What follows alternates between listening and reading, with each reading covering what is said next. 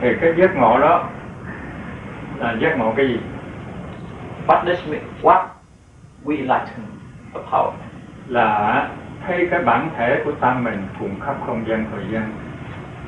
It discover our center pervading all time and space. Cái dụng cũng cùng khắp không gian thời gian. And its function also pervades all time and space. Thì lúc đó đó không có cái nào không biết nữa. Then we can know everything. Không có lúc nào không biết nữa. We can know whenever we want.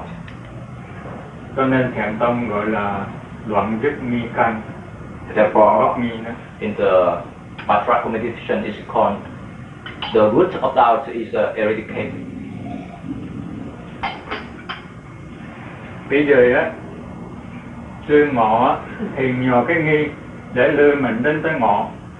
Now we need to use the feeling of doubt in order for us to enlighten our nature. Tới chừng ngộ rồi đó, thì cái nguồn gốc nghi nó đã chấm dứt, vì không có còn cái nào không biết nữa. Once we enlighten, the root of doubt is eradicated because we know everything.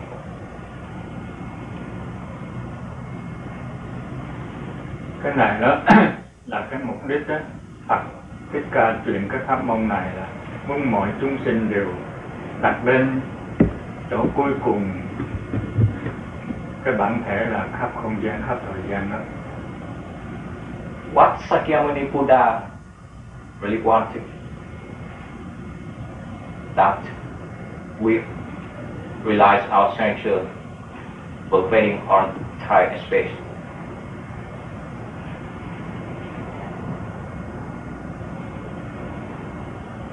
Nhưng mà cái pháp môn này sau này đó truyền tới Nhật Bản, truyền tới Đại Hàn á, truyền tới Việt Nam á. Once this direct meditation has transmitted to Japan, to Korea, to Vietnam. Vì cái tánh của con người đó nó ham tìm hiểu, ham biết. Because of our human nature, we like to understand things, we like to seek knowledge. Thì á, bây giờ Thanh Kèn muốn làm cho bộ óc không biết thì người ta nó không chịu. Now we want to fool our friend, and so many people doesn't like. Thành ra cái pháp môn Thanh Thiền đó nó bị biến thái thành là giải thích công án thoại đạo. Therefore, this direct meditation has been modified by explanation the Kung An or the Virtue sentence. Theo cái công án đó là mình ngộ ngay thì ngộ không được thì nghi. The purpose of Kung An is to make us enlightenment immediately if we can. Otherwise, it is a kind of device to give rise to a feeling of doubt. Khi ngay lúc đó không ngộ được thì phát khởi cái nghi tình sau này được ngộ.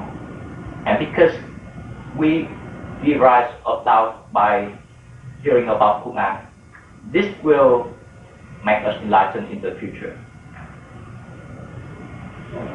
Nhưng mà sau này đó nó bị biến thái chiều theo cái ham biết của bộ óc, thành ra đó nó giải thích công án làm cho người tham thiền nó không có được ngộ. But because of our habit, so we try to explain the Kung An, and once the Kung An is explained, we cannot realize feeling of doubt. This means we can never enlighten.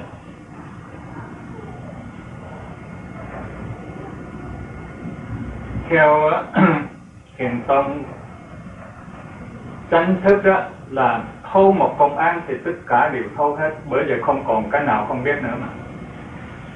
According to the truly patriarchal meditation, once we realize one Kung An, it is just enough one. Because once we realize it, there's nothing we cannot understand.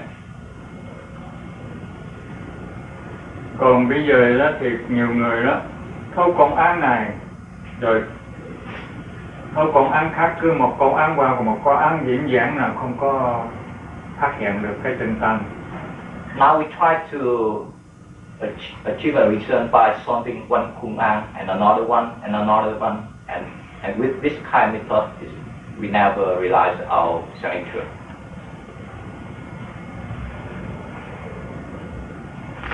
Cho nên bây giờ á, tôi hoàn dân cái pháp môn này đó là chỉ là theo cái đường lối thực hành chân thức của Phật Thích Ca diễn xuống. Now the master teach only the right direct meditation personally transmitted by Sakyamuni Buddha.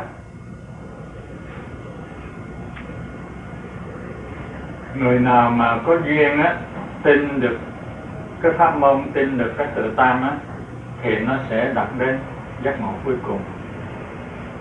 If we have enough affinities with this teaching, we can realize our self-nature and realizing our Buddhahood.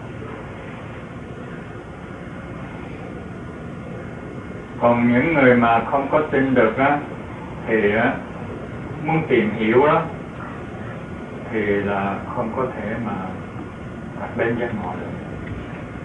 But if we cannot trust this kind of teaching and just go on to explain, to seek knowledge, then we never realize the self-nature.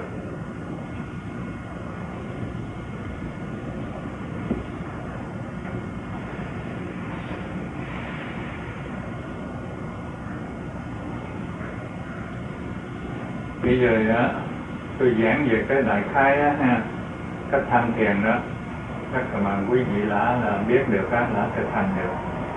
Now if you want to explain how to practice meditation, thì là sư phụ chỉ là giảng cách tham thiền như thế nào. Thì cái tham thiền đó là chọn một câu thoại đạo đó hỏi thầm trong bụng á. Now we can choose one or two sentences, the most different sentence we feel that we cannot understand, then we ask silently in our mind. Cũng như tự hỏi. For example, just ask ourselves, khi tôi có trời đất ta là cái gì? Before heaven and earth, what am I?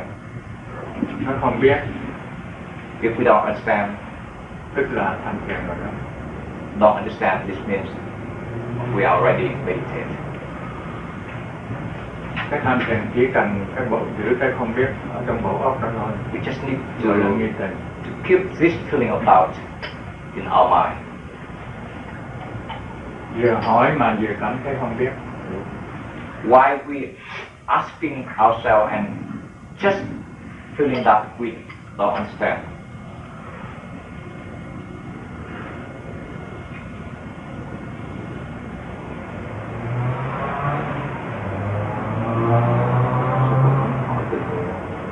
Bây giờ nữa ai có gì thắc mắc á? Còn có thắc mắc thì là and their friends as headed in the Buddha center, usually after the master give some general idea and a short speech to all of us. What he wanted is that usually he needs the question from outside in order to clear out. Sometimes because we are limited by the language, sometimes we are limited by the new ideas or new concepts. So now he would like to apply the same method. So first of all, he would like each of us or all of us raise the question so he can explain clearly. And after that, we will come into the practice, sitting and walking meditation. Bây giờ người nào mà chưa có biết cách thực hành tham thiền thì hỏi tôi sẽ không sư phụ có giảng hỏi người hỏi một câu cho họ được một câu, rồi sư phụ hỏi từng người Vậy ha. thì chỉ là cho người ta thấy mình có phải hỏi. Bây giờ hay hơn ông trước đi ha. Dạ. Hỏi ông lựa câu nào.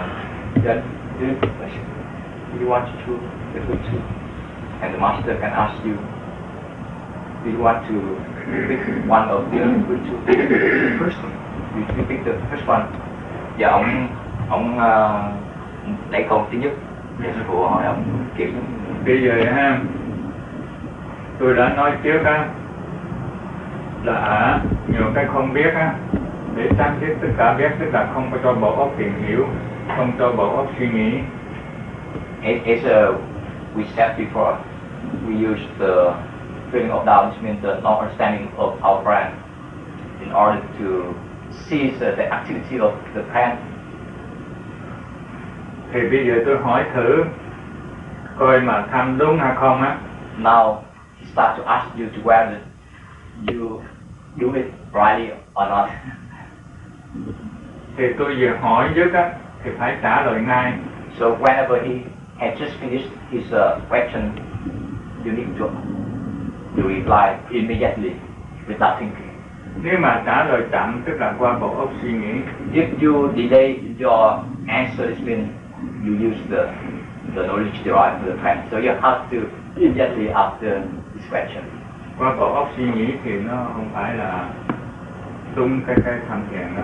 If you use the answer from the brain, it's not right meditation. Tham thiền chỉ giữ cái không biết, không cho bộ óc tìm hiểu về suy nghĩ. This meditation just needs to keep the understanding of the brain. Bây giờ hỏi thử ha. Now, start ask you and you need to answer immediately after his finished question. Bây giờ hỏi. Yep. Yes, it will not interfere. Sư có trời đất ra là cái gì? Before heaven, what am I? So you don't answer immediately. You need after finish the question, have to reply immediately. If you don't, this means you use the brain, and it's not right meditation. Now try again.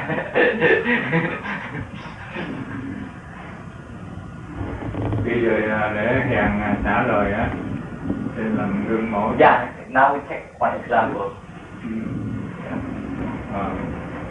Chưa có trời đất, cũng là cái gì? Before heaven and earth, what am I? Is that no? It means you have to reply immediately. I don't know. Actually, we don't know, right? We don't know what am I before heaven and earth. So that is the right answer. If we search it now, brain is not right anymore because we don't know. So the answer, I don't know, is the right answer, right? But have to be immediately. Because if there's some time delay, this means we search the memory. And that is no more meditation. Meditation is so simple like that. Cho nên á, cái tham thiền chỉ cần giữ cái don't know là được. Yeah, this is keep on. Don't know is keep on. Because whatever we know in the memory is not right. We don't know what am I yet, right? Khi mà cái don't know nó kéo dài được á, thì cái trí huệ nó tự nó hiện lên. Because when we can maintain the feeling of doubt, this means not understanding, then the wisdom of our nature will reveal by itself spontaneously. Because inherent we are Buddha, but we don't know yet. Now try again now. So when he asked in Vietnamese, I translate and you answer.